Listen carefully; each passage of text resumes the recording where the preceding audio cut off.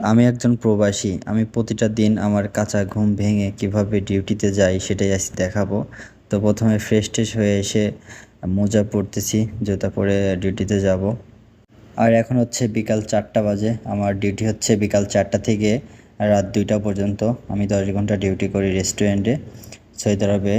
আর আমি সৌদি আরবে আসছি ৩ বছর ধরে। ৩ বছর ধরে আমি রাতে ঘুমাতে পারি না। কেননা রাত্রে আমার ডিউটি করতে হয়। আর রেস্টুরেন্ট তো রাতের বেলা ওপেন থাকে আর দিনের বেলা বন্ধ থাকে। কারণ সৌদি আরবের লোক এরা রাত্রে বের হয়।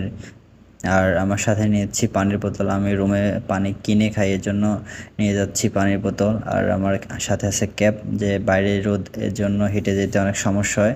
আর এটা হচ্ছে আমার ব্যাগ। এখানে আছে হচ্ছে আমার মানি ব্যাগ আছে, আর সানগ্লাস আছে, আর একটা মাস্ক আছে। আমার রোদের ভিতরে যাইতে মানে এত পরিমাণ রোদ সৌদি আরবে এখন। আপনারা যদি